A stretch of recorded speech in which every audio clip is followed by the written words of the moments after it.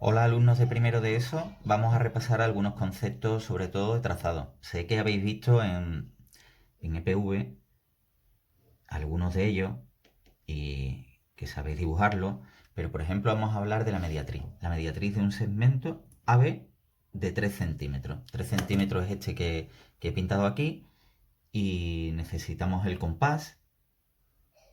Ahí habría que hacer una marca aquí y otra aquí y otra aquí. ¿Sabéis qué le pasan a estos dos puntos que están aquí y aquí? Que están a la misma distancia de A que de B, porque hemos hecho esas marcas con la abertura del compás. Por lo tanto, estos dos puntos y todos los que están por aquí están a la misma distancia de A y de B. Eso es exactamente lo que cumplen los puntos de la mediatriz. ¿Cómo se trazaba la bisectriz de un ángulo? Pues bien, este ángulo en concreto lo dibujamos al azar, así tal y como está dibujado mide unos 45 grados, y para trazar la bisectriz había que hacer lo siguiente. Con una abertura marcábamos aquí dos puntos y ahora, pinchando en cada uno de los laditos del ángulo, hacíamos una marca aquí. Esta es la bisectriz del ángulo. Esta recta divide el ángulo en dos ángulos iguales, idénticos, de la misma amplitud.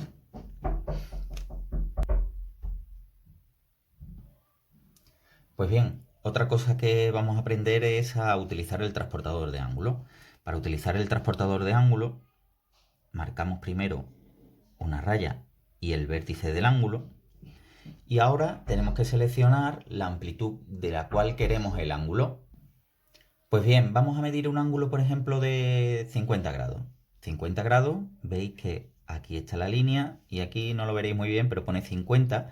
Pues fijaros, tengo que hacer coincidir este puntito con el vértice del ángulo y el lado de abajo. Y ahora hago una marquita en 50. En 50 aquí arriba. Una pequeña marquita.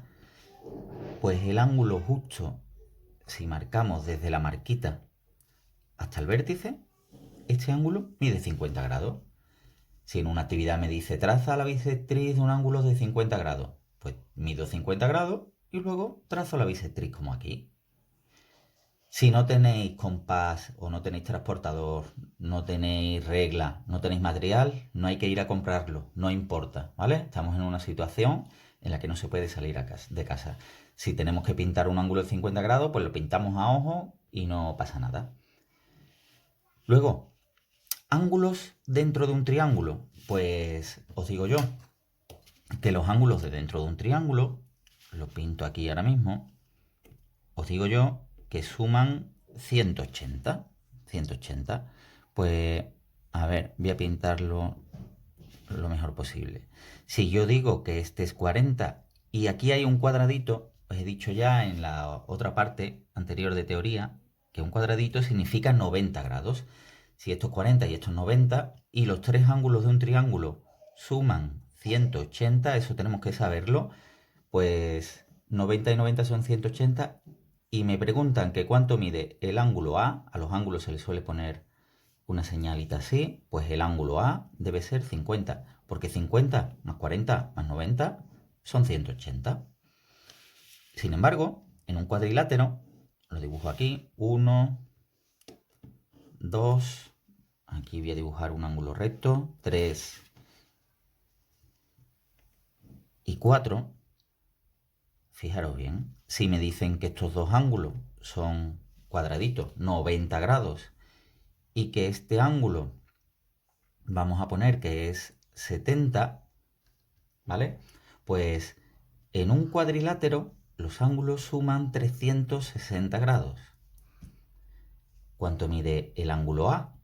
Pues A mide lo que salga de 360 menos 90, menos 90, menos 70. 180, 250 sale 110. Y por último, ángulos dentro de una circunferencia. Os quiero decir que también nos podemos encontrar actividades, por ejemplo, en la cual nos digan un ángulo central, que por ejemplo sea de 30 grados, 30. Y ahora hay un ángulo inscrito que abarca el mismo arco. Pues no sé si lo entendisteis en la clase de teoría anterior. Si me preguntan que cuánto mide este ángulo, es la mitad que el central. Ya empiece aquí, aquí, aquí o aquí. Si es inscrito, es la mitad que el central, siempre y cuando abarque el mismo arco. Por lo tanto, A sería 15 grados. También nos lo pueden preguntar al revés. Que, por ejemplo, nos digan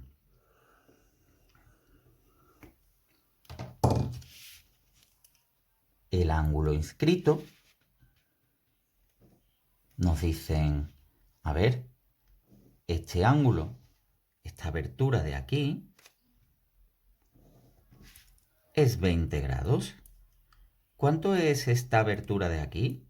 Pues como este es la mitad que este, A debe ser 40 grados.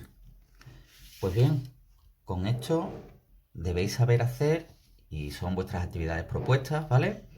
Actividad 7, 8, 9, 12, 15, 16 y 17 de la página 206.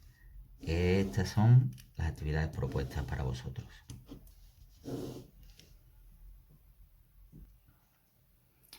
Por otro lado, tenemos que seguir dando un poco de teoría. Y lo que vamos a hablar, lo siguiente, es la clasificación de los triángulos. Pues, según sean sus lados, vamos a clasificarlo en 3 tipos de triángulos que ya conocéis, que son equilátero, triángulo equilátero, 3 lados iguales. Tenéis que tomar nota en vuestros apuntes, chicos? Triángulo isósceles, 2 lados iguales. Y triángulo escaleno, pues tiene los 3 lados distintos, aunque ahí puede parecer que son parecidos o no. Por otra parte, esta es la clasificación según son los lados del triángulo, pero los triángulos también se pueden clasificar según sean sus ángulos. Y según sean sus ángulos, los triángulos también reciben nombre. El triángulo que tiene los 3 ángulos agudos se llama acutángulo. Por ejemplo, un triángulo equilátero también es un triángulo acutángulo. Un triángulo isósceles no tiene por qué serlo. Este que está dibujado ahí sí, pero si estos dos lados son iguales y este ángulo no es agudo, esto no es un triángulo acutángulo, aunque sí isósceles. Este triángulo que está ahí dibujado se llama triángulo obtusángulo, porque tiene un ángulo obtuso. Y donde más nos vamos a detener es en este triángulo. Este triángulo es muy importante porque se va a llevar varias clases de las que nos quedan, porque aquí en este triángulo sucede una cosa muy especial que solo sucede en este tipo de triángulos, que se llama, lo que pasa en este tipo de triángulos se llama teorema de Pitágoras. Y este triángulo que tiene un triángulo que es recto de 90 grados se llama triángulo rectángulo. Ojo, se llama triángulo rectángulo. Un rectángulo es una figura tal que así, ¿vale? Estamos hablando de triángulos, un triángulo rectángulo. Y aquí hay una cosa muy importante.